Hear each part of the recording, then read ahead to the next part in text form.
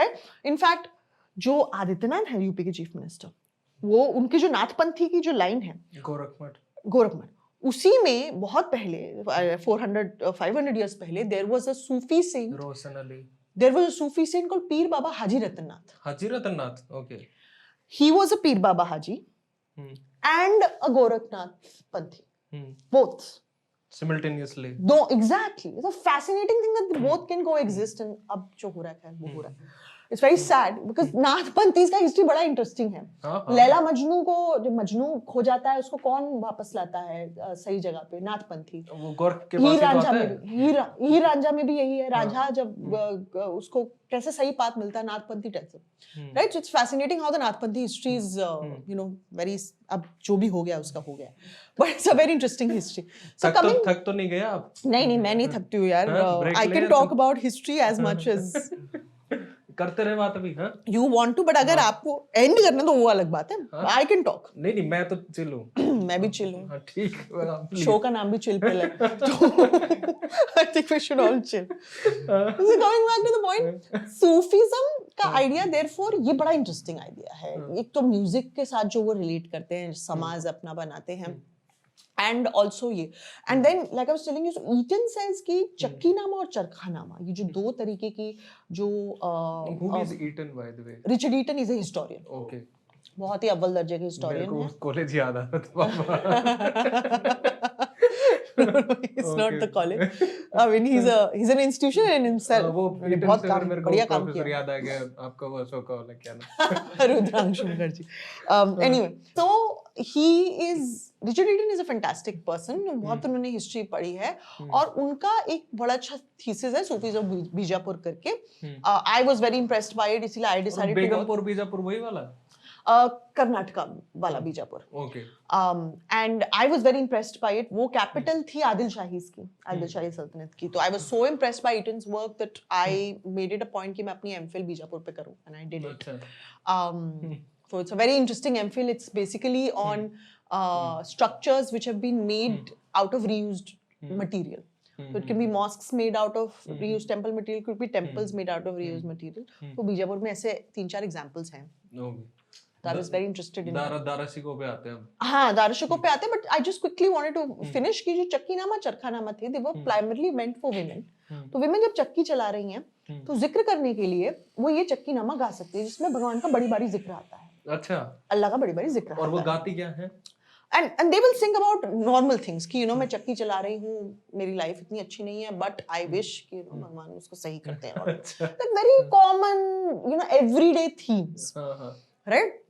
जिससे आप जिक्र भी कर सके, जिससे और आपका काम भी हो सके. And they were all in local language, which is why Sufism was such a masterclass. Because you didn't have to know Quran in Arabic or whatever. This was knowledge being imparted to people in their own language. Dakhni में ही चक्कीनामा चरखानामा लिखे जाते थे. दखनी का mostly development भी Sufis की वजह से हुआ, because when Muhammad Tughlaq changed, he didn't change his capital, but when he went to Daulatabad, तब उनका काफी सारे सूफी सेंट्स यहाँ आए और यही बस गए. And that's when they started, this whole idea. So it's very interesting as to how Sufism has actually done much more for the spread of Islam then ये जो बोलते रहते हैं कि मुगलों ने तलवार के दम पे, अरे ऐसे नहीं होते लोग. नहीं वो तो नहीं, सूफीज्म ही obviously. दाराशिकों पे आप आना चाहते थे. दाराशिकों is an interesting personality. पर एक चीज है, आज के टाइम पे दाराशिकों को बहुत प्रमोट किया जा रहा है. हाँ, मैं उसी पे आ रही हूँ. वो दोनों चीज एक साथ खड़े, आमने सामने खड़ा करने के लिए अगेन क्लियरली ये जो ब्लैक एंड व्हाइट अप्रोच होती है, मुझे वैसी हिस्ट्री में पसंद नहीं होती है. वो ऐसा नहीं है कि दाराशिकों बहुत ही अमेजिंग बंदा था. And दाराशिकों had his own flaws. He was an alcoholic, by the way, just like his grandfather. Oh, literature का आदमी है तो obviously, हाँ. Right? Like how you pull that stereotype up. Literature पढ़ता है तो पीता तो होगा ही. I mean maybe, I don't know, but he was clearly an alcoholic. And then he had never really fought a very well seasoned battle in his life at all. He was Shahjahan. एक भी किया उसने? Almost कभी नहीं किया होगा. He was this blue-eyed boy of Shahjahan and Mumtaz. They loved him. They thought he's handsome. He's very cultured, a man of letters. From Eton. from Eton, right? And a very, you know, overall amazing boy. They were completely enamored by him. And Shah Jahan absolutely wanted him to be king. But what is interesting is उससे पहले ये रीत चली आ रही थी कि जिसको डेक्कन का जिम्मा मिलता है वो बनता है किंग, जहांगीर के समय से. तो जहांगीर के समय में Khurram got it, Shahjahan got it, and then he became king because Deccan, you know, starting during Akbar's later life and with Jahangir had become a very problematic frontier. Because Deccan को, और ये इन लोगों को पहले सल्तनत से भी सीखना चाहिए था. It's very difficult to govern the Deccan like that. हाँ, जो अभी Sitting in the north, right? तो वो आप नहीं कर पाते. तो इट्स वेरी डिफिकल्ट क्योंकि आप जाएंगे, आप एक वॉर करेंगे, वहां पे लोग बोलेंगे अच्छा जी ठीक है, you no you will install your governor, या फिर जैसे अलाउद्दीन खिलजी ने किया था, you will install a tributary relationship कि जो किंग है वहां के वो ट्रिब्यूट देते रहेंगे तो तब तक सब कुछ सही चलता रहेगा. या फिर आप एक गवर्नर इंस्टॉल करेंगे, कुछ समय बाद वो गवर्नर खुद इंडिपेंडेंट हो जाएगा, he will become a problem. बिल्कुल हुए हैं, राइट? एंड देन उस समय तो ये सल्तनत्स भी आ गई थी. देयर वाज बीजापुर सल्तनत, अहमदनगर, बरार, यू नो ये सब बड़ी सारी. तो they became problematic, and then you had the Marathas also eventually, right? तो वो भी बड़े तो Deccan was a problematic frontier and it was a huge drain on the Mughal treasury. बहुत पैसे की उनकी खपत भी हुई इस पे.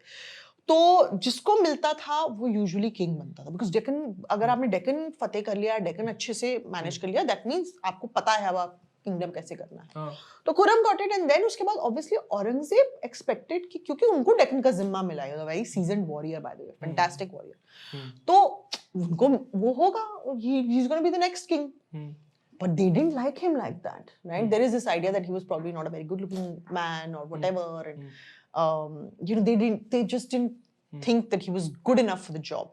He was like, भाई ये क्या हो रहा है? तो मैं काम करूँ सारी जिंदगी, you know, डेक्कन में अपना sir खपाऊँ, and then this man, you know, जो सारी जिंदगी अपने किताबें लिखी हैं, अल्कोहल गटकी है, he becomes the ruler. ये तो नहीं हो सकता. So there was obviously a civil war that ensued. Battle of Samugad. It was very easy for Aurangzeb to win it, despite the fact कि दाराशिकोह के पास पूरा लाभ लश्कर था, मुगल लाभ लश्कर था, but Aurangzeb had his own loyalists, and he won this.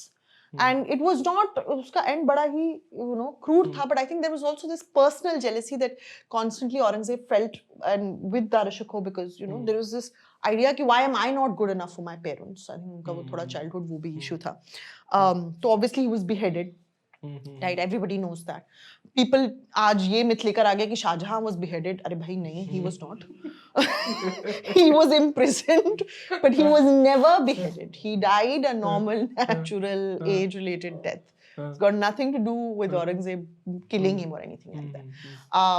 But yeah, and that's how, you know, eventually Aurangzeb became king. और ये हम बड़ा romanticization करते हैं कि अगर दाराशिकोह बन जाता king तो पता नहीं क्या होता. एक बात बताओ, since you like Aurangzeb, you really do not like Dara Shikoh. नहीं आप उसको alcoholic बता रहे हो, दारू पीने वाला है, किताबों में किताबें बहुत सी पढ़ी होंगी. Because नहीं मैं इसलिए बता रही हूँ because generally when people start talking about Dara Shikoh, लोग सोचते एक फैसिनेशन तो होता ही है पढ़े लिखे आदमी के प्रति. नहीं, और होना भी चाहिए. और दारू वाले के प्रति तो और भी अच्छा होगा जब वो पढ़ा लिखा है. नहीं देखिए, पढ़े लिखे इंसान के प्रति फैसिनेशन में बहुत अच्छी बात है, but more than that is a historical character, उसके लिए वैसी फैसिनेशन होना चाहिए. बट ये जो रोमांटिसाइजेशन कर देते हैं कि अगर वो बनता किंग तो पता नहीं क्या हो जाता, एज इफ वो कुछ बहुत. अब मैं आपको सॉरी इंटरप्ट कर रहा हूँ. कल मैं गोपाल कृष्ण गांधी का इंटरव्यू कर रहा था, तो उनमें उन्होंने, मुझे पता है उनका ये ओपिनियन है.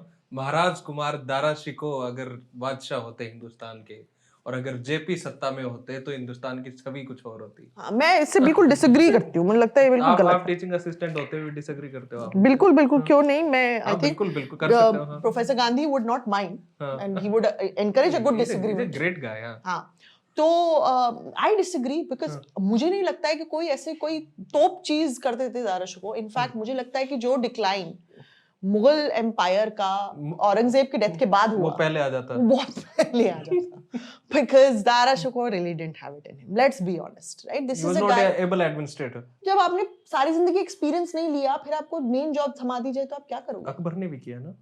बट अकबर ने तो एक्सपीरियंस, अरे he was in Iran भाई, he was taught so well and he was thrusted upon. पढ़ाई लिखाई में तो उसका भी मुकाबला नहीं था. It was thrusted upon him when he was a boy. And then Hemu ने उसको सब कुछ सिखा. हेमू नहीं, उनका जो हेमू से तो लड़ाई हुई थी. हाँ, उनका जो जिनके वो गार्डियन थे, Bairam Khan. He taught him so much. right? And Akbar eventually learned. Akbar made a lot of mistakes. जो he first repealed jizya, then the Maulvis were against him, saying कैसे repeal करते हैं jizya, ये तो बहुत historic Islamic तो tax है. उपनिषद का उसने भी फिर उन्होंने ट्रांसलेशन किया दाराशिकोह ने. फिर उन्होंने वापस जिजिया ले आए, फिर उसके बाद फिर से उन्होंने रिपील किया. तो he also learned by trial and error. ऐसा नहीं है, right? He learned on the job, and he learned before the job as well. Bairam Khan की guardianship पे he learned how to become a king. But this is a guy, you know, just Akbar didn't have it easy. उनके तो father की अचानक मौत हो गई. This is a guy जो सारी जिंदगी अपने पापा के छत्रछाया में रहा है. This is a very rich kingdom. Akbar saw his father being exiled.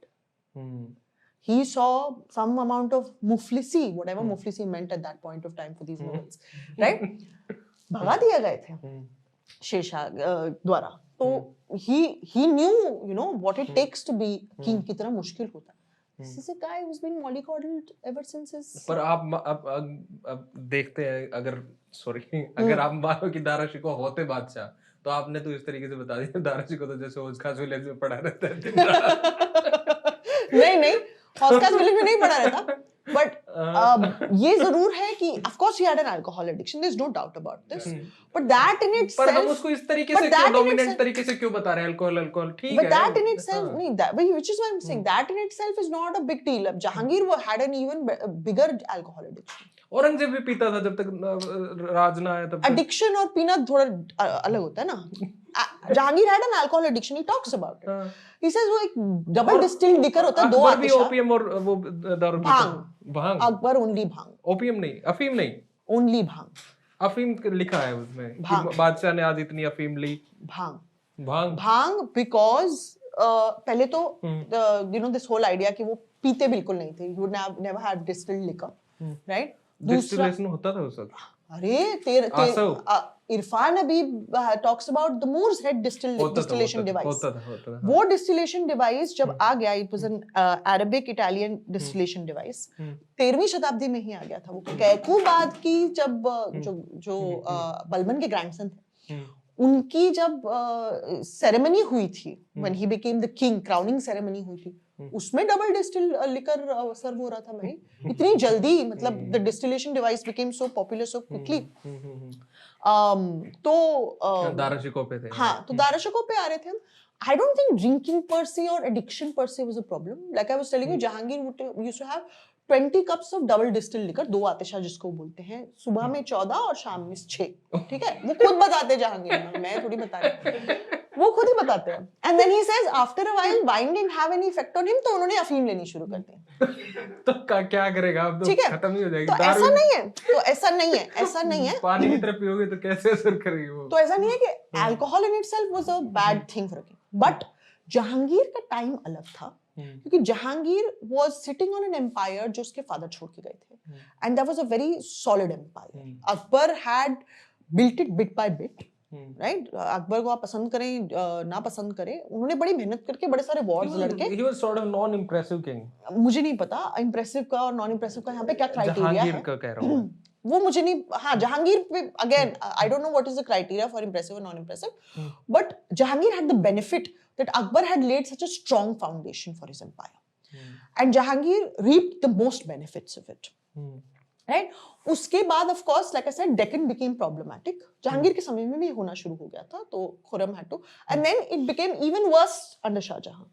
And then there were problems with the mansabdari system as well, जो शाहजहां ने फिक्स करने की कोशिश की, जहां पर on paper there was a larger Mughal army and in effect there was a smaller Mughal army, and then you know obviously इतने सारे लोगों को promotions मिल चुकी थी, Jahangir had given a lot of promotions, तो वो धीरे-धीरे जो problems थी that kept compounding.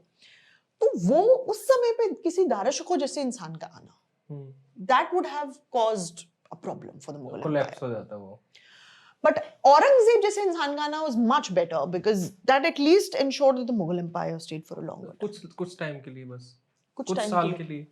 1707 तक ना. कोलैप्स तो फिर भी हुआ ही ना वो. तो इवेंचुअली तो होना ही था ना. अच्छा, कभी ना कभी तो होगा ही. सारे होते हैं, ये सबको जान लेना चाहिए जो आज भी लीडर्स हुक्मरान हैं, कि सबका एक दिन अंत होगा. आप आज हुक्मरान है, कल नहीं रहेंगे. ओके. आरसी मजूमदार ने शायद किताब लिखी है ना औरंगजेब पे? मुझे नहीं पता, बट हाँ उन्होंने तो बहुत किताबें लिखी हैं. नहीं, मेरे को, मैं भूल रहा हूँ कौन से राइटर थे, उसमें ये भी कहा कि एस्ट्रोलॉजी में वो बहुत बिलीव करते थे, मैंने बीबीसी के उसमें भी देखा है। तो वो लास्ट के टाइम पे औरंगजेब कहते हैं कि मुझे पता था मैं किंग बनूंगा और पक्का बनूंगा, और हालांकि मेरी चांसेस बहुत कम थे। तो फिर अपने बेटे को बता रहे हैं, तो उन्होंने पूछा कि ऐसा क्यों था, तो उन्होंने कहा मेरी कुंडली में लिखा था ये बादशाह बनेगा। तो ये बड़ा कॉमन होता था। हाँ, और उन्होंने ये भी कहा कि आगे कि ये बादशाह बनेगा और इसके मरने के बाद सब कुछ कोलैप्स भी हो जाएगा। ये एक पोटेंट रीडिंग्स होती थी कि मतलब जैसे एक पेंटिंग भी है बड़ी इंटरेस्टिंग अकबर के समय की, जहां पर जहांगीर पैदा हुआ है, बर्थ ऑफ प्रिंस सलीम है, और बाहर में जो सारे लोग हैं एस्ट्रोलॉजर्स वगैरह, उनका फ्यूचर पढ़ रहे हैं कि कैसा होगा ये, and what is his life gonna be like, and क्या करेगा ये, क्या अच्छा करेगा, क्या बुरा करेगा, दे आर रीडिंग। तो इधर बड़ा कॉमन होता था उस समय कि यू वुड रीड कि उस समय प्लैनेट कौन से नक्षत्र में है या कौन से उसमें है, ये सब करके कौन सा कंजंक्शन उसमें साथ में आ रहा है, right. For example, Shahjahan was called Sahib-e Kiran. Now, Sahib-e Kiran was a title which was given to Timur, which is basically Lord of the Conjunction. एक बड़ी अच्छी कंजंक्शन मानी जाती थी, आई थिंक सैटर्न जुपिटर की, या ऐसे कोई 2 प्लैनेट्स थे जो बड़े ऑस्पिशियस थे उस समय में। किसी का बर्थ होना मतलब साहिब किरान, मतलब ही is a big guy. Shahjahan was also साहिब किरान, उसी समय उनका जन्म हुआ था, तो उनको भी वही टाइटल मिला था जैसे तीमूर को मिला था। तो ये बड़ा आइडिया होता था कि and of course Jahangir was very fascinated by it as well. उन्होंने तो कॉइन्स भी जारी किए थे, जो नूरजहां के कॉइन्स जारी हुए हैं उनमें ज़ोडिएक साइंस बने हुए हैं, right. These were things that you were very interested in. Humayun was very interested in looking at the stars. मरने से पहले वो वही कर रहे थे, तारे देख के मरा हूं, राइट। तो लिटरली तारे देख very dark joke, but literally the good guy. But anyway, so this is what ये सब में बड़ा इंटरेस्ट रखते थे वो। I am sure औरंगजेब को भी इंटरेस्ट होगा, किसको नहीं होगा। तो I mean at that point of time this was an interesting field. Okay, he also want to ask Aryan. हाँ मैम, मैं ये सोच रहा था, जैसे आप अकबर का बता रहे थे कि मतलब वो एक सेंटली ड्रेस में, मतलब उस तरीके से हेलो अराउंड हिम, और एक जो डिवाइन लेजिटिमेसी का एक मेडिवल पीरियड में हम कॉन्सेप्ट देखते हैं, वो अक्रॉस की मतलब कंट्रीज हम लोग वेस्ट में भी देखते हैं। एक तो मेरा ये था कि मतलब ये इसका ओरिजिन आप कहाँ से देखते हैं, मतलब ऑल ओवर द वर्ल्ड, मतलब इस कॉन्सेप्ट का ओरिजिन कहाँ से है जो मेडिवल पीरियड के कैरेक्टरिस्टिक बन गया। और दूसरा कि मतलब कोई डिफरेंस था क्या कि मतलब जैसे इंडिया में या फिर इंडियन सब कॉन्टिनेंट में जो डिवाइन लेजिटिमेसी का आइडिया है और जो वेस्टर्न कंट्रीज में जो डिवाइन लेजिटिमेसी का आइडिया है। So I'm glad you brought in the West countries because this is going to be my answer for the first one also. जो आपने पहला क्वेश्चन पूछा, मुझे नहीं लगता कोई एक सिंगल पॉइंट ऑफ ओरिजिन है ये डिवाइन लेजिटिमेसी आइडिया का, क्योंकि अगर आप जैसे शालमेन को देखेंगे, किंग शालमेन जो होली रोमन एम्परर बने, the first holy Roman emperor, it just happened to him, he saved Pope Leo from being killed, and then उन्होंने उनको अनॉइंट कर दिया and he became this unwilling holy roman emperor, first holy roman emperor. शालमेन के biographer तो हमें यही बताते हैं कि वो बनना नहीं चाहते थे, बट अब उन्होंने अनॉइंट कर दिया तो उनको बनना पड़ा। सो ये जो डिवाइन लेजिटिमेसी का आइडिया है, आई थिंक ये independently it sort of exist. कभी कोई रूलर ने अपना लिया, कभी किसी और रूलर, जैसे कुशान्स थे, I was coming to that. Kushans used to call themselves Devaputra, right. Devaputra का मतलब है sons of God, and which is a very interesting thing because these are people जो बाहर से आ रहे हैं, जो आज मुगलों को बोलते हैं लोग बाहर से आए, कुशान्स also बाहर से आए, right? तो ये लोग बाहर से आए and they were clearly in that sense not Kshatriya, because वो कास्ट सिस्टम के पार्टी नहीं है, तो वो कहाँ से ना क्षत्रिय ना ब्राह्मण, but their friendship with the Brahmins was so strong that Brahmins created a genealogy for them and they traced them to the gods.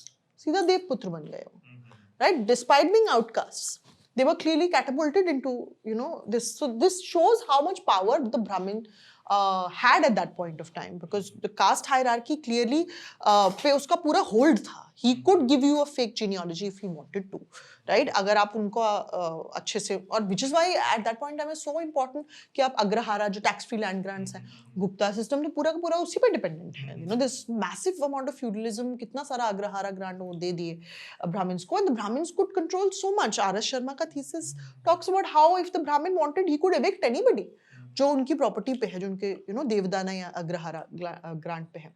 तो दैट वे आई थिंक ये जो डिवाइन लेजिटिमेसी का आइडिया है, ये it would depend on what the ruler wants to use, and हमेशा हर ruler ने religion को अपनी तरीके से यूज किया है. Similarly with Ghazni, he is using Islam also in a very interesting sense, right, to create a good Muslim image, good Muslim king ki image for himself. He wants to be a Ghazi. He's using Islam as a front for all his looting exercises. उनको आ तो mainly तो पैसा ही रहा है. It's practically a very good thing for his very, Ghazni does not have a huge agricultural produce. It's basically a more or less barren land. So trade is one thing which really helps, right? क्योंकि वहाँ पर जो overland trade route है, that will help if you get access to it, right? And if you don't get access to that, then looting is your only other thing, right? So he's being very practical about this, but he's using Islam in a very interesting sense. And यही, many rulers have done it. Similarly for Aurangzeb, right? Again, Aurangzeb के जितने भी सारे आप decisions देखेंगे, mostly, largely are political. Right? He reimposes the jizya because he needs the money. He reimposes the Hajj tax because he needs the money. Right? Religion comes as a way to justify a lot of this. Right? ये नहीं है कि मैं religion के लिए कुछ कर रही हूँ. Right? Similarly, ये जो बात का idea होता है कि जब अकबर ने चित्तौड़ को capture कर लिया, चित्तौड़ became Islam. ऐसे you will see a lot of people writing like this. But that does not mean वहाँ सारे लोग मुस्लिम हो गए. नहीं, obviously not. इनफैक्ट वहाँ पे 90% लोग, इनफैक्ट 90 का 95% लोग, इनफैक्ट जब अकबर ने कैप्चर किया होगा तो हो सकता है 99% लोग वहाँ पे नॉन मुस्लिम्स होंगे. हाँ, इवन मानसिंह भी तो राइट, मैसिवली नॉन मुस्लिम होंगे. But Chittor became Islam. Why is the word being used? So that you can say कि no, we are not fighting this for ourselves और फॉर द किंग.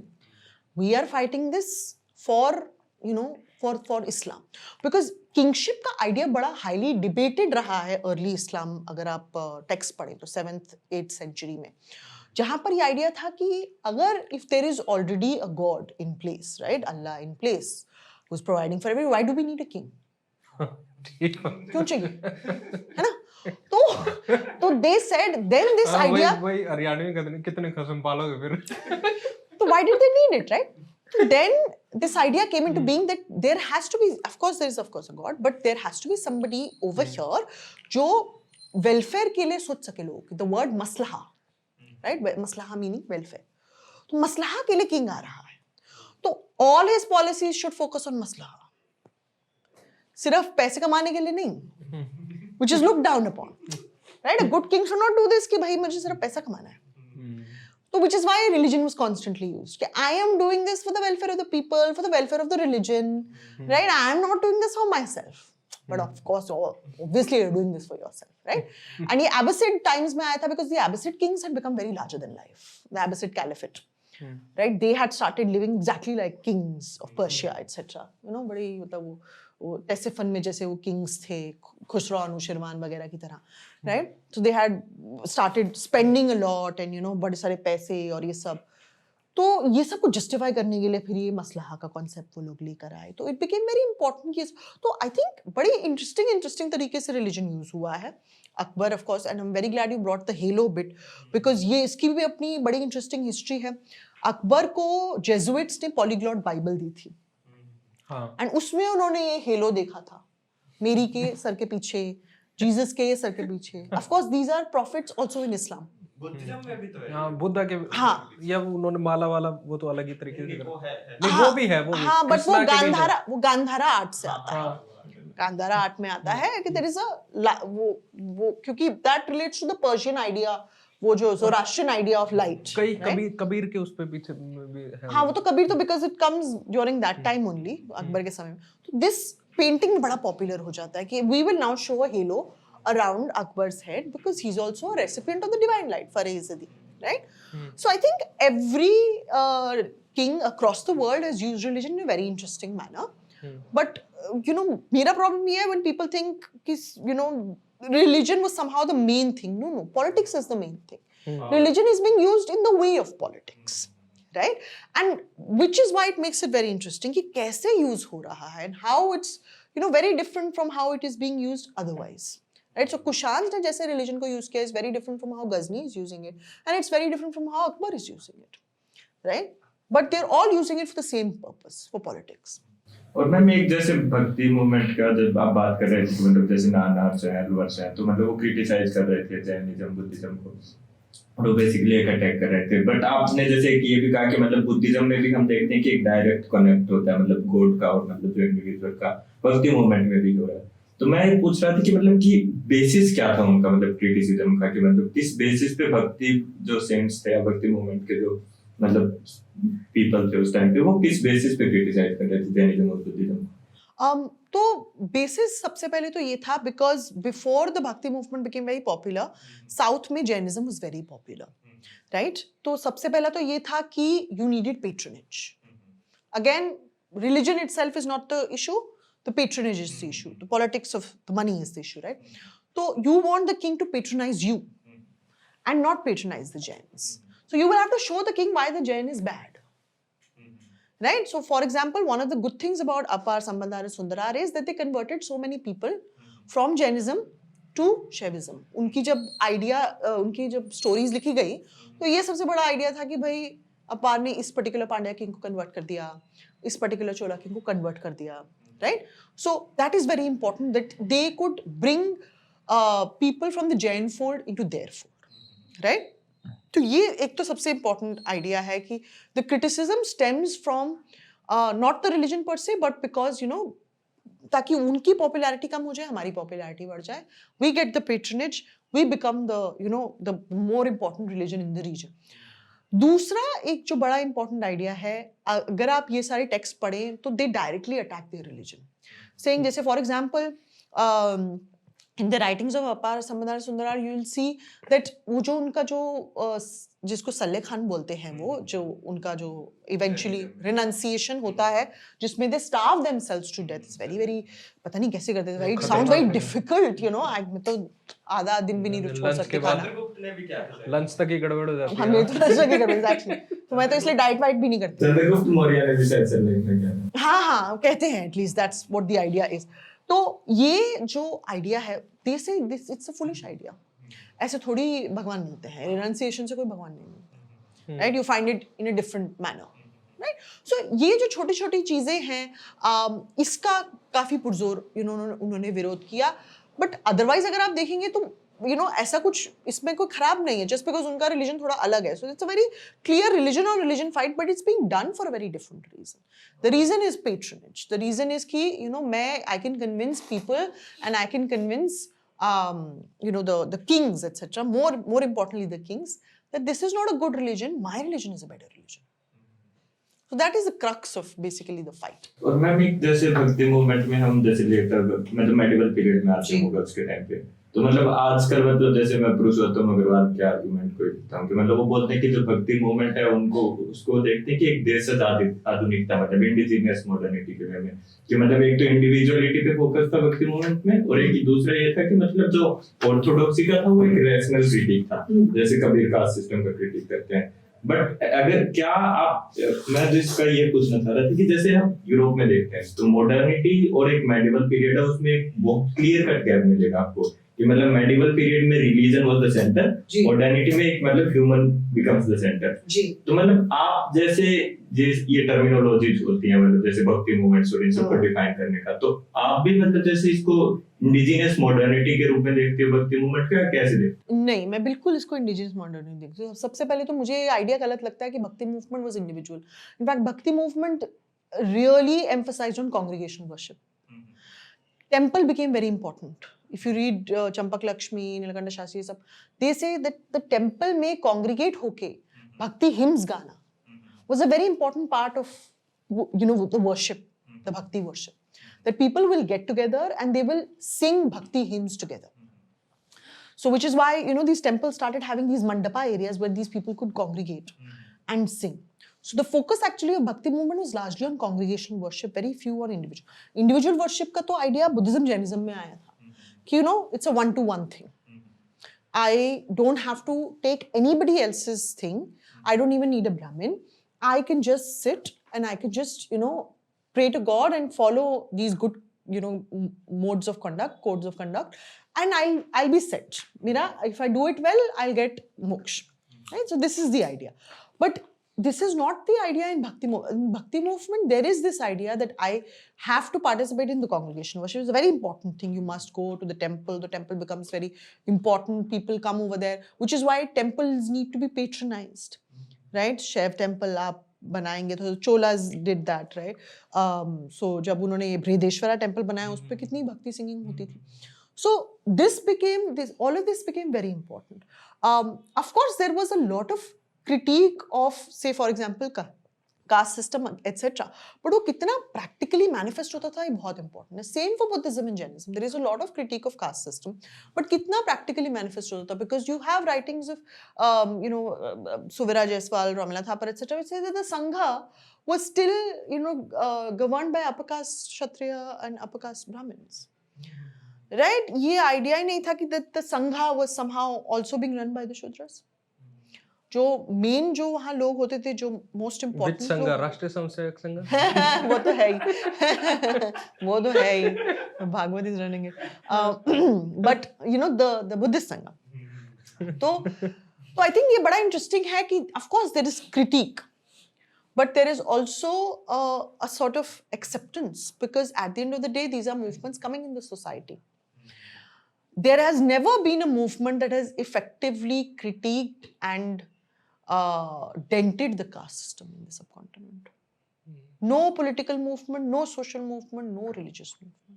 तो medieval period ने caste system को मतलब reshape किया कुछ reshape हुआ होगा, और जातियां बनी होंगी, कुछ जातियां खत्म हुई होंगी, जैसे फॉर एग्जांपल द कायस्थ्स. डीपन हुआ वो. The caste is a very interesting, the coming of the caste is a very interesting thing. Harman कुल के वगैरह इसके बारे में बात करते हैं. काल्हान की राजतरंगिनी में लिखा हुआ है कि the caste are evil people because they are taking Brahmin jobs. So it's very interesting how he hates the caste.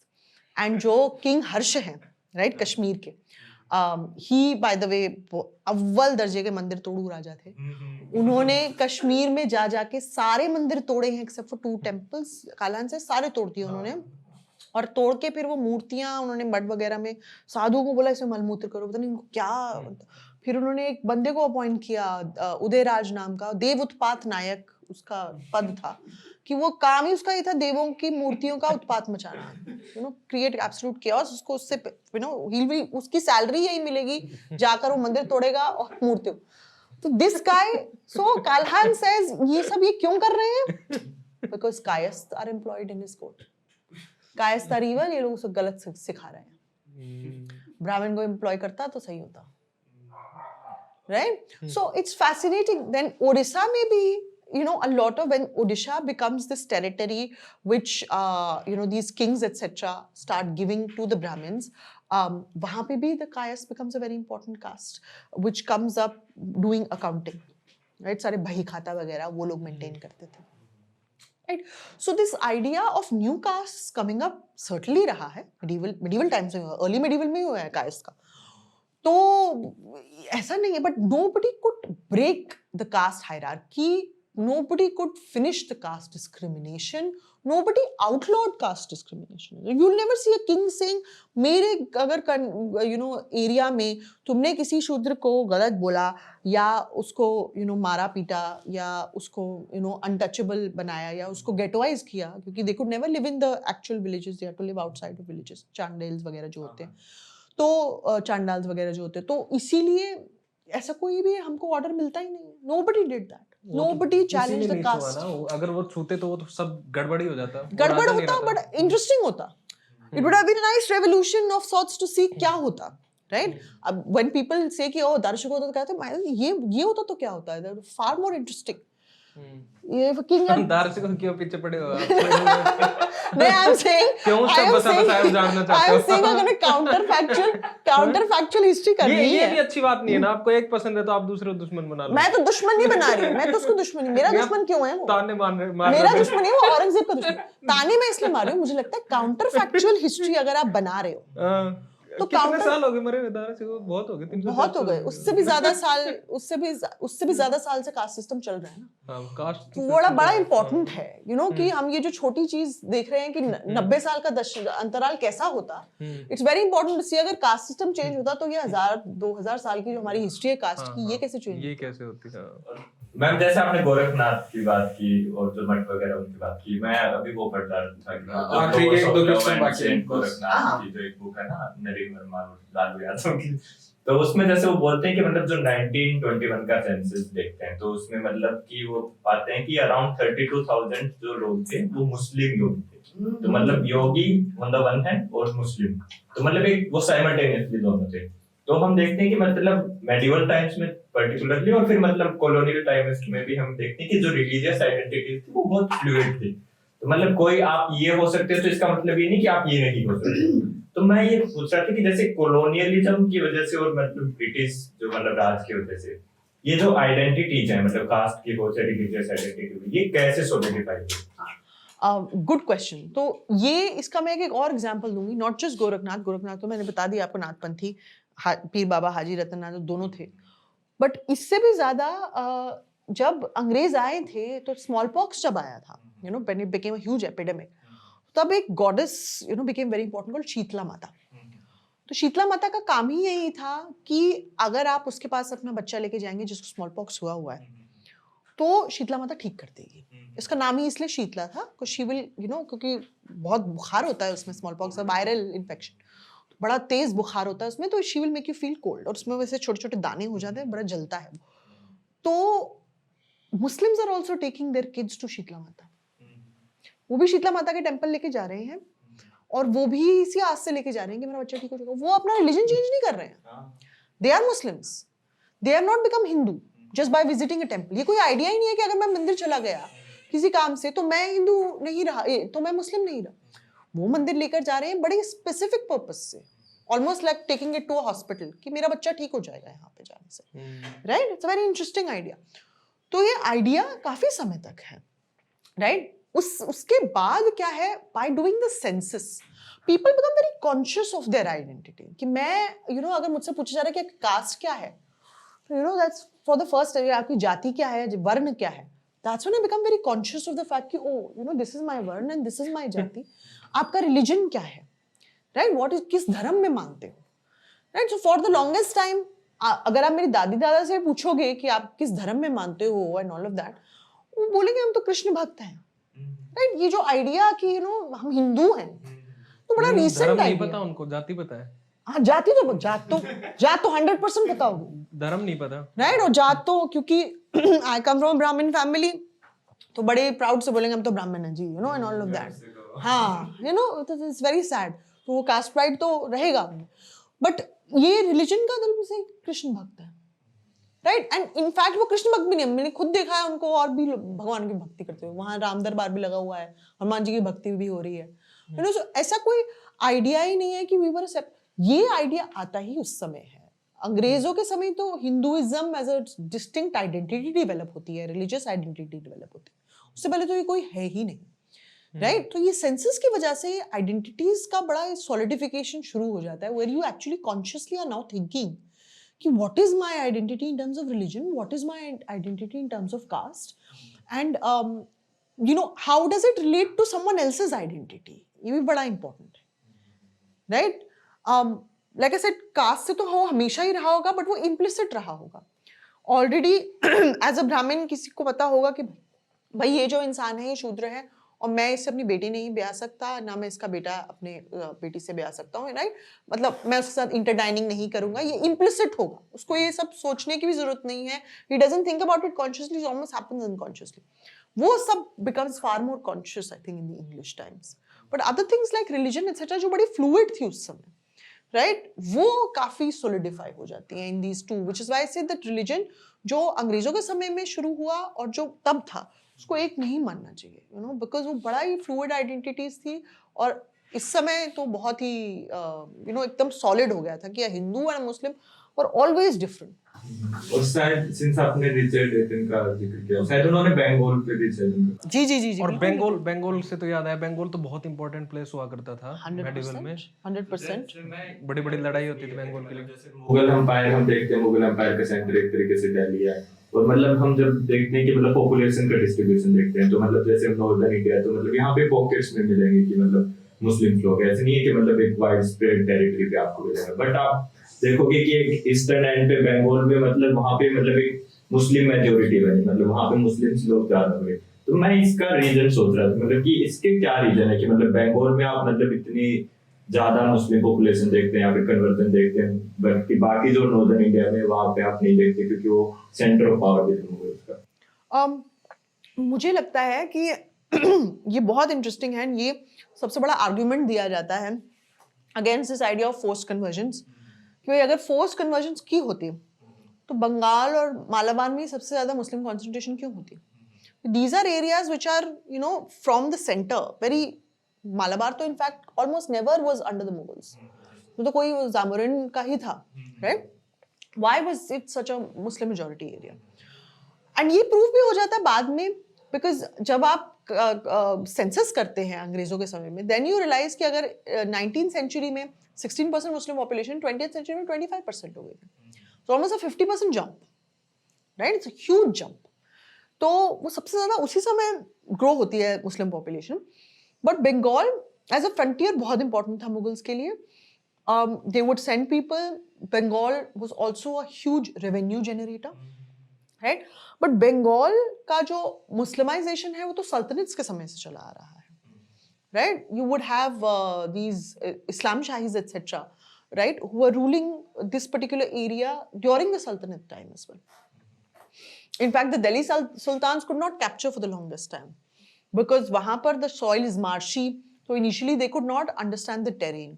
So only later, gradually, Bakhtiyar Khilji is one of those people who's able to, by the way, go all the way to Bengal. Jadunath Sarkar. Next to the Adantapuri monastery. Next to Adantapuri monastery, not Nalanda. Correct. ये बहुत important. ये भी तो myth है ना। हमने बहुत बड़ा myth है। वो बुक दिख रही है आपको नालंदा वाली? हमने पूरा उस पे नालंदा पे बात किया है। ये जादूनाथ सरकार also says he never went to Nalanda. तबकात नासिरी में जो लिखा है, जादूनाथ सरकार ने लिखा है औरंगजेब को। मैं आरसी मजूमदार। हाँ, जादूनाथ सरकार की बुक है औरंगजेब, सही कह रहे हैं। गलत हो गया वहाँ। तो जादूनाथ सरकार इज वेरी क्लियर दैट वो कभी जाते ही नहीं है, he never goes to Nalanda. तबकात नासिरी में जिक्र है औदंद विहार का, which is अदांतपुरी monastery. हाँ विहार। हाँ, and Odant Vihar is the reason why Nalanda eventually dies, because this is a new monastery. और जो पालास और जो ये पालास जो थे इस पर्टिकुलर एरिया में जो रूल करते थे, अगर वो नालंदा को पहले पेट्रोनेज दे रहे थे, वो इस न्यू यूनिवर्सिटी को दे रहे थे, उदांतपुरी को, राइट? वो पेट्रोनेज कम हो गई नालंदा की. It actually died. Dharmaswami when he comes also, Dharmaswami का जो हवाला देते थे, धर्मस्वामी के समय Dharmaswami says it was still a university which was still functioning. उन्होंने खुद पढ़ाई की है वहां पे धर्मस्वामी ने. You know, so Dharmaswami in fact tells us how it died gradually because of poverty. वहां पर he says कि you know this राहुल भद्रा करके उनके जो मेन जो you know scholar हैं वहां पे थे, he was 90 years of age. There was not a lot which is happening in the university. कुछ ज़्यादा पैसे वैसे नहीं हैं. But this guy, you know, refuses to leave. So he thinks, you know, ये बड़ा ही committed बंदा है to the university and all of that. So it's fascinating as to how this has completely been turned around. Anyway, so and from there he goes to Lakshman Sen's Bengal, right? And very fascinating. Tabkat Nasri says Lakshman Sen was then having a banquet. He was eating. Okay, and someone told him कि दिल्ली सुल्तान आ गए. Bakhtiyar Khilji is not a Delhi Sultan, but someone told him Delhi सुल्तान. तो वो नंगे पैर, without wearing his shoes, jumps the fence, runs away. Runs the fence and comes to this place called Nadia. Nadia. It's called Nadia, but in Bengali it's called Nadia. Comes to Nadia, and there starts ruling from there on. अच्छा. And this Bakhtiyar Khilji guy rules there, but again cannot rule for very long. खुद जब वो मर गए तो उसके बाद ज्यादा उनका वो. पर उदंतपुरी और नालंदा के बीच में तो सिर्फ 12 किलोमीटर का ही तो डिस्टेंस है. तो इसका मतलब ये थोड़ी अब ये नहीं मैं ये नहीं कह रहा कि उसने तोड़ दिया, मैं तो डिफरेंस बता रहा हूँ. तीमूर आए दिल्ली सैक करके गए, बट दिल्ली और हरियाणा के बीच में तो इतना सा डिफरेंस है. अरे मैं ये कह रहा हूँ कि अगर यहाँ पे हमारे को सिल्वर का हिरन मिला है और 12 किलोमीटर दूर सोने का हिरन है, तो आपस में तो पता ही होता है कि वहां जाओ यार, ये क्या लूट के क्या करोगे. नहीं, दिस इज द थिंग. एक लॉजिक दिया जाता है. तबकात नासिरी में अगर आप पढ़ोगे तो जब when he comes to Adand Vihar, he doesn't even know it's a Vihar. He doesn't even know it's a university. Tabaqat Nasiri says, और ये by the way, Tabaqat नासिरी's account is the best account because it is given by two people who were part निजाम और शमसाम, मिनहाज ने भी तो लिखा है उसमें। वही तो तबकात नासिरी मिनाज से राज जुज़जानी की ही है किताब, उसी ने लिखा है, लेकिन उसका सोर्स है two people who were part of Bakhtiyar Khilji Jami, Nizam and Shamsam. He talks about it कि इन्होंने मुझे ये वर्णन दिया है। They say he realized later कि ये तो यूनिवर्सिटी है। He first thought it's a fort. He destroyed thinking it's a fort. So only later he realized it's a university. तो उसको क्या ही पता होगा बगल में और भी यूनिवर्सिटी है, right? उसको थोड़ी पता है कि बगल में यूनिवर्सिटी है नहीं है, मैं उसको भी जाके लूटूं नहीं लूटूं। और लेट हो रहा होगा जो भी उसका मूड रहा होगा। उसके बाद तो मर गए ना। नहीं, बंगाल तो पहुंचे ना। हाँ, वही तो मैं कह रही हूँ, बंगाल वो अगर उनको भाई यहाँ पे रहना होता, तो यहाँ को लूट लिया इस जगह को, then he went over there. वो यहाँ तो रुके ही नहीं. He didn't stay here for a very long time. So then he went to Bengal and that's where he stopped. That's where he died. So ये मुझे ये समझ नहीं आता कि ये बड़ा इंटरेस्टिंग आइडिया कि यार ये इतना किलोमीटर दूर था, तो अरे तो और एक that does not mean कि मैं just because वो close by है तो मैं उस एरिया में जाऊंगा ही जाऊंगा. नहीं पता होता है ना, कोई बता दे कि मैं वहां जा And also Bakhtiyar Khilji had no motive to go there. तो गरीब यूनिवर्सिटी है, रिच यूनिवर्सिटी तो उन्होंने लूट ली. नहीं उस तरीके का, जिस तरीके का आप बता रहे हो, पर कई स्कॉलर्स ये भी मानते हैं कि उस टाइम उनके पास भी अच्छा खासा था पैटर्नेज. धर्मस्वामी says नहीं था. Dharmaswami tells us it's a dying university. It's a dying university. यहाँ पे patronage अच्छा नहीं है. Sukumar Sen etc. have written about this. पर किसने सबसे ज्यादा दिया फिर नालंदा को? शायद वो डायनेस्टी खत्म हो गई थी ना. पालास से पहले बहुत मिलता था. Palas were the one that started new universities like Udantapuri. And there was, I think it was called Kumarshila, and there was another one. Vikramshila. But some said that was Vikramshila was also looted by Khalji because it's just next to it. But some said that was a sub center of Nalanda. अरे वो कौन है ये लोग ये जो कह रहे हैं और क्या बेसिस है उनके कहने का? नालंदा बहुत पुरानी है ना. हाँ हाँ. तो इसका मतलब ये थोड़ी है कि आसपास एरिया में जो यूनिवर्सिटी आ रही होंगी सब सेंटर हो जाएंगे नालंदा की. उसका एविडेंस क्या है? And in fact, like I am telling you, the historians are very clear about the fact, like Sukumar Sen, etc., that Nalanda died because of these new universities coming up. Okay. And what we forget is Nalanda की excavations. Nalanda excavations, D.R. Patil ने जो उस पे report लिखी है, it's fascinating. D.R. Patil also says, the person who is writing excavations, कि Khilji could have not done this. वो बंदा, नाम क्या था excavation जिसने किया हो यार, उसका क्या नाम था बंदे का? संकालिया? नहीं. एक्सकवेशन जिसने किया, क्या जेम्स अंग्रेज मार्शल की बात कर रहे हैं? हाँ. बट उससे भी ज्यादा इम्पोर्टेंट है जो एचडी संगालिया वगैरह ने जो लिखा है कि they have excavated and then D.R. Patil's fantastic report. He also says Bakhtiyar Khalji could have not done it. अगर आप देखेंगे there is a 10th century 11th century inscription 1003 AD की, जहाँ पे वो कहते हैं एक बहुत बड़ी फायर थी जिसने नालंदा का एक पूरा पार्ट खत्म कर दिया था. उसको रिपेयर कराया, उस एक टेंपल को रिपेयर कराया बालादित्य नाम के शख्स ने. अब उस समय तो कोई तुर्क यहाँ थे नहीं 11th सेंचुरी में जो ईंट जो मिली थी वो जली हुई थी. तो मैं कह रही हूँ ना 1003 AD की जो इंस्क्रिप्शन मिली है उसमें फायर थी, बट वो बख्तियार खिलजी ने नहीं जलाई थी ना. 1003 AD में थोड़ी आया था बख्तियार खिलजी. हाँ तो वो तो पहले ही हो चुका था. हाँ वही तो मैं कह रही हूँ ना, बहुत पहले हो चुका था. इनफैक्ट द एक्सकवेशन सेज बहुत फायर्स हुई हैं. It's not just one fire, multiple fires and accidental fires. Because उस समय आप खाना अंदर बना रहे हैं, चूल्हे पे बना रहे हैं, आप लिख रहे हैं, पढ़ाई कर रहे हैं, लैंप्स पे कर रहे हैं, तो फायर वाज वेरी कॉमन. ये आइडिया कि भाई बहुत एक ग्रेट फायर हुई और कितने समय तक लाइब्रेरी पता नहीं 15 साल तक जलती रही, ये चीज जब आइडिया लेकर आते हैं. पर कई लोग ये भी तो कहते हैं कि वो चाइना ही चली गई थी बाद में. जितना भी वो लोग बाग थे, वो जितना भी उनमें बचा हो जाता वो चाइना चला गया था. नालंदा चाइना चली गई थी. हाँ. यूनिवर्सिटी कैसे जा सकती है? इंपॉर्टेंस मैन्युस्क्रिप्शन. अच्छा. वो तो ट्रैवलर तो पहले ले गया था. तो कई लोग ये भी कहते हैं ना कि वो जल गई थी, उनमें मिला हुआ ज्ञान अगर मिलता तो क्या होता. I'll tell you what तो actually वो ज्ञान तो वो ले गया था. पता होता कोई एक्स्ट्रा ऑर्डिनरी चीज होती तो पता ही लग जाता कि ये ज्ञान था एक्स्ट्रा ऑर्डिनरी. पर उसके बाद भी नालंदा में एक, भूल रहा हूँ एग्जैक्टली नाम क्या है, वो नालंदा यूनिवर्सिटी जो है वो चाइना में चलती रही उस तरीके से. एक्चुअली क्या है, नालंदा का जो भी इंफॉर्मेशन था फैसिनेटिंगली तिब्बत पहुंचा था. एंड तिब्बत के 2 राइटर्स हैं, तारानाथ एंड सुम्पा खानपो. 17th और 18th सेंचुरी में वो लिख रहे हैं. They write an exactly opposite story of Nalanda's burning. They say Brahmins burnt Nalanda.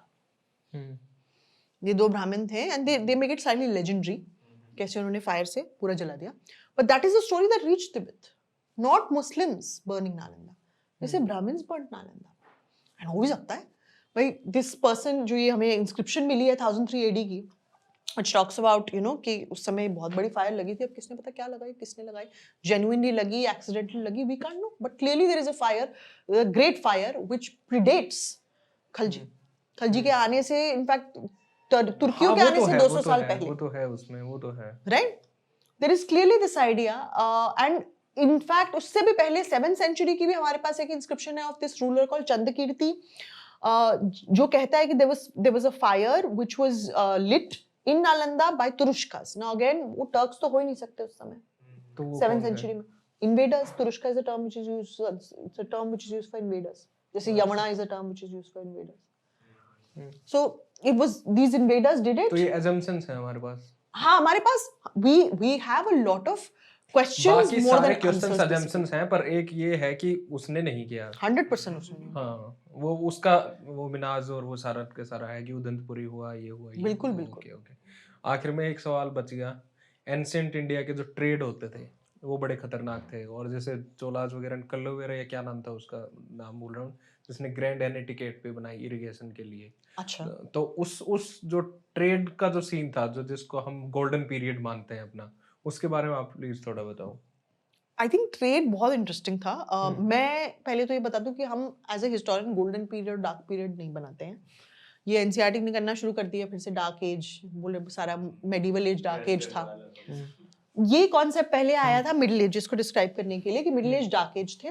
Then it was challenged by the historians because the idea of a dark age is कि वहां पे कोई movement नहीं हो रही, कुछ अच्छा नहीं हो रहा है, ऐसा तो कभी हो नहीं सकता ह्यूमन हिस्ट्री में. राइट? तो हम ना तो किसी पीरियड को गोल्डन पीरियड मानते हैं. इस पीरियड को क्या मानते हो? ये it's a period of history. नहीं अभी वाला अभी जो चल रहा है अब ये भी it's again a period of history. मैं भी इसको डार्क एज और गोल्डन एज नहीं बोलूंगी यार. मेरे जैसे लोग भी एग्जिस्ट करते हैं इसमें. कहां से डार्क एज हो गई है? राइट? तो आपको ब्राइटेस्ट स्पॉट नहीं मानते? मैं तो वही तो ब्राइट स्पॉट मान रही हूँ ना. तो डार्क एज नहीं हो सकती ना. डार्क एज नहीं हो सकती. I am a bright spot. I am a very bright spot. तो इसलिए डार्क एज तो हो ही नहीं सकती. राइट? तो मैं ये डार्क एज और ये सब लोग यही मान रहे हैं. गोल्डन एज का कांसेप्ट नहीं है. आप ही मान रहे हो कि डार्क एज है जिसमें ब्राइट स्पॉट है. नहीं डार्क एज नहीं बोल रही हूँ. हाँ सॉरी. वही तो मैं कह रही हूँ डार्क एज नहीं है. तो ब्राइटनेस डार्क में तो होता है. नहीं ब्राइटनेस अरे ये क्या बात है. ब्राइटनेस अभी भी है. ये देखिए ये कितना ब्राइट है. This probably brighter then what is outside. ये जो लाइट आपने लगवाई हुई तो ये थोड़ी है कि सिर्फ डार्क के सानिध्य में ही ब्राइट पनपता है. नहीं भाई. तो सब bright there is bright and then there is more bright and then there is brightest and they all three of these can all. वो तो मेरे मुरीद बताएंगे. वो तो मेरे मुरीद बताएंगे. वो तो आज पता लगेगा कल पता लगेगा क्या पता कब पता लगेगा. मनमोहन सिंह जी के इतिहास आकलन करेगा. पॉइंट ये है कि जरूरी नहीं है कि डार्क नीड्स टू एग्जिस्ट. तो फिलोसॉफिकल क्वेश्चन हो गया. I think the bright can exist with the bright. तो ऐसा नहीं. तो मैं नहीं मानती कि ये डार्क एज है. मैं कोई एज को डार्क एज नहीं मानती. ना मैं किसी एज को गोल्डन पीरियड मानती हूँ. मुझे लगता है बड़ा एहिस्टोरिकल तरीका है देखने का. सब कुछ अच्छा बुरा सब होता रहता है किसी एक पीरियड में और अच्छा बुरा का मायना बदलता रहता है यार. जो आपको अच्छा आज लगता है वो कल नहीं लगेगा. सोसाइटी को जो आज मॉरल लगता है कल इमॉरल लगेगा.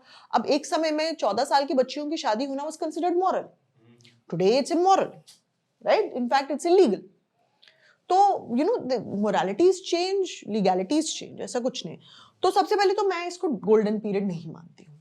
दूसरा ये है आई थिंक ट्रेड अपने आप में बड़ा इंटरेस्टिंग है. हम यूजुअली जब ट्रेड की बात करते हैं तो हमको लगता है सिर्फ there is only movement of people. But I think it's even more important to see there is movement of ideas.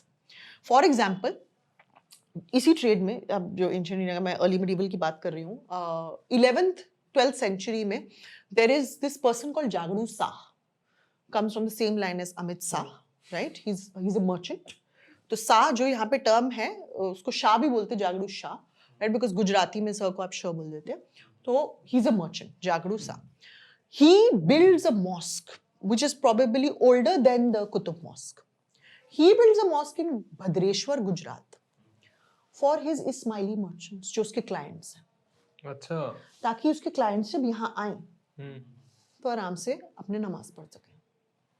Because उस समय शिपिंग ऐसा नहीं है ना कि मैंने फ्लाइट ली, मीटिंग की, चला गया, नहीं ना, मैं शिप से आऊंगा एंड शिप्स के टाइम होंगे, कभी जब मॉनसून आएगा तो मैं शिप नहीं लेके जा पाऊंगा ना सी में, तो I stay at a place for 3 months 4 months 5 months, so उस समय मेरा रहन सहन, मुझे मस्जिद भी चाहिए होगा प्रे करने के लिए, right? And this is a very fantastic mosque. It's also called Khimli Mosque. Khimli again is a word for Ismaili. Shimli or Khimli Mosque, right? Which is a local Gujarati term for Ismailis. और वो मस्जिद बना बड़े interesting तरीके से. It's almost built like a temple. अगर मिहराब नहीं होगी ना वहाँ, आपको पता भी नहीं चलेगा कि ये मस्जिद है कि टेम्पल. पहले एक जैसे ही बनते थे. बिकॉज उस समय यहाँ पे कोई आइडिया नहीं है ना कि कैसे डोम बनाना है, कैसे आर्च बनानी है. वो टर्की वगैरह से बाद में आया. यहाँ पे लोकल बिल्डर्स आर डिसाइडिंग कैसे मॉन्यूमेंट्स बनेंगे. Same with Qutub mosque. आप देखिए, it's not built in a classic dome and arch architecture. उसमें कॉर्बेल डोम्स हैं, राइट? कॉर्बेल्ड आर्चेस है, which is not true arch. True arch वो खलजी के गेटवे में आती है, जो खलजी ने जो दरवाजा बनाया है वहां पर, अलाई दरवाजा उसी में है. और कई तो मानते हैं कि वो जो टॉम वाला स्ट्रक्चर है वो सबसे पहले उसी का है, बाकी तो गिर गए थे. वो बलबन्स टॉम था, बट उसके बाद हाँ. सो ये आइडिया, यू नो, कल्चर का भी है, तो कल्चर का बड़ा आदान प्रदान होता है, right? So this person is building a mosque, right? Again उसको शायद इस्लाम में कोई इंटरेस्ट नहीं है ना, इस्लाम जो उनको इस जैन मर्चेंट में कोई इंटरेस्ट है, दोनों को किसी का इंटरेस्ट नहीं है. देयर ओनली इंटरेस्ट इज धंधा, राइट? पैसे कमाने हैं हमने एक दूसरे से, तो भाई अगर मुझे इस स्माइली मर्चेंट से पैसे कमाने हैं तो आई विल मेक श्योर कि ये यहाँ काफी समय तक रहे, तो I make a mosque for him to facilitate him. Similarly Romila Thapar talks about how again during this time, same time period पे 11th 12th centuries में, सोमनाथ ट्रस्ट जो है वो एक एरिया अलॉट करता है to this person called Ibrahim Nooruddin Firoza. Ibrahim Nooruddin Firoz उसका नाम होगा. In colloquial language he is called Ibrahim Nooruddin Firoza. उसको सोमनाथ ट्रस्ट लैंड देता है कि आप इसमें मस्जिद बनाओ.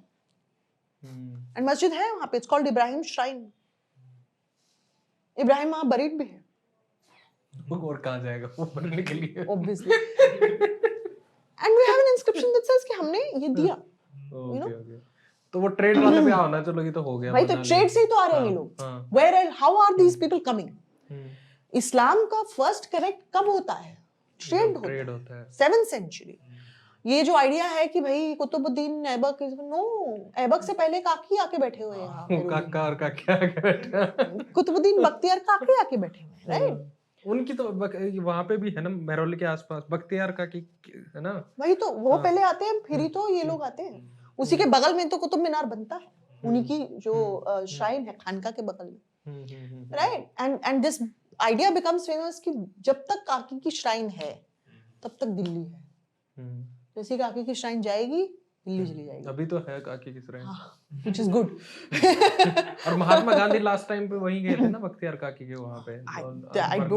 I don't know, but clearly Kaki shrine was very popular, right? Anyway, so coming back to the point, ये सब लोग ट्रेड से ही आ रहे हैं, ये सारे आइडियाज ट्रेड से आ रहे हैं. उससे भी पहले आप अशोक के टाइम पे जाएं, तो जो ट्रेड हो रहा था हमारा, ये जो एक्मेनिड एम्पायर है, जो पर्शियन एम्पायर है, एक्मेनिड एम्पायर, जिसके डेरियस वगैरह जो रूलर्स हैं, किंग डेरियस, तो उन्होंने ये सब शुरू किया. They would write, you know, on their walls ये इंस्क्रिप्शंस अपनी लोकल लैंग्वेज में, अपनी लैंग्वेजेस में, टेलिंग कि किंग क्या चाहता है अपने सब्जेक्ट्स को बताना. उसके साथ में एक छोटा सा स्कल्पचरल रिलीफ बनाएंगे of the king and you know him doing things, right? उसमें वो हेलो है बाय द वे, जो आप बोल रहे थे, बड़ा इंटरेस्टिंग. उनके में भी है. वो Ashoka learns, Ashoka starts doing this, right? In fact जो वो लायंस बनाते, जो लायन कैपिटल है, that lion is very different from the lion which is found here. वैसे कर्ली बाल वाला लायन नहीं दिखता है हमारे यहाँ. वो एक्मेनिड एम्पायर से डायरेक्ट इंपोर्ट, मतलब वो उन्होंने वहां देखा है, you know, the people who are building over here, उन्होंने वहां देखा है, and then they start putting it here. It's a direct import, right? So it's fascinating as to how trade just does not bring in people, goods, commodities, but also ideas, which I think is very. एक interesting चीज ये भी है अशोका के बारे में कि उन्होंने ब्राह्मी में भी लिखवा इंस्क्रिप्शन, पाली में भी लिखवा है, पर संस्कृत में नहीं मिलते हैं. हाँ, because Sanskrit at that point of time is not what everybody is speaking, and is certainly not what everybody understands. This is a man who clearly wants everybody to read his inscriptions. It's the colloquial, it's the language of the people. Okay. तो मतलब reading मतलब फिर उस time पे literacy अच्छी खासी थी martial में. Again, we don't know, but there is clearly more people who can read this than who can read Sanskrit. Clearly, right? वो तो अभी पता लग जाएगा आपको संस्कृत है कहाँ. You know, which is why it's very sad. ये लोग language of gods बोले संस्कृत को. वो इतना मतलब language का boundary बना दिए कि language just couldn't prosper. Why is English something that is spoken globally? Because English को कोई भी बोल सकता है. English में आप कोई भी addition कर सकते हो, कोई भी deletion कर सकते हो. कितने सारे words English में, Indian English में हैं जो शायद UK English में नहीं होंगे. कितने सारे जमैकन इंग्लिश में हैं, वो तो बहुत ही इंटरेस्टिंग वे में बात करते हैं, you know, me no water or something like that, you know, like it's a very very interesting way that they talk, right?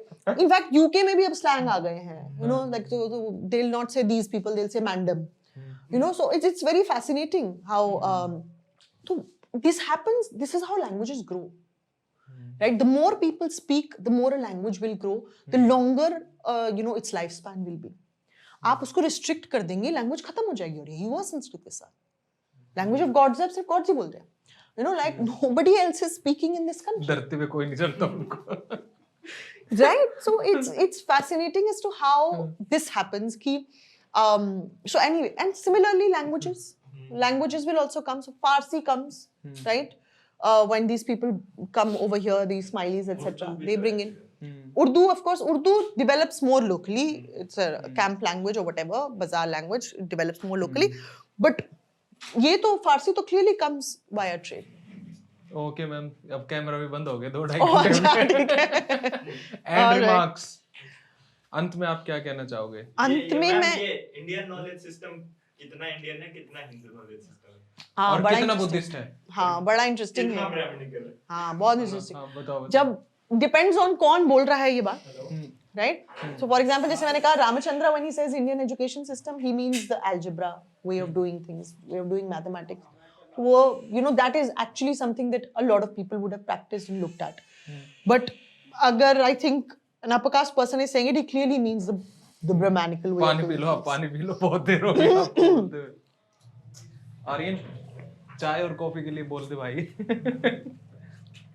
So he clearly means a Brahmanical way of doing things, right? It depends on कौन बोल रहा है, किस तरीके से बोल रहा है. Because Indian knowledge system कोई एक नहीं है, बहुत सारे हैं. India as a subcontinent बहुत diverse है, तो knowledge systems बहुत diverse है. एक of course upper caste knowledge system है, but एक similarly एक local knowledge system भी है, right? So for example, there have been so many local gods जो बाद में पुराणास में अपना लिए गए. जैसे Jagannath was once a local cult god. फिर उनकी assimilation हो गई कृष्ण से, राइट? सिमिलरली साउथ में विजयनगर का जो मेन डेटी थी Pampa, right? Pampa Devi initially used to be a local cult goddess.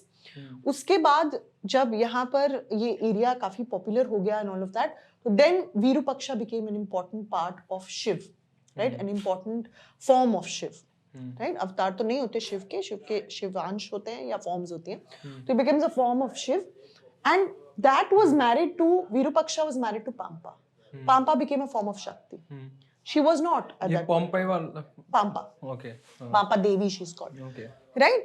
So it's fascinating as to how this happens. So ये idea कि एक knowledge system है, ये बहुत गलत है. There are multiple knowledge systems.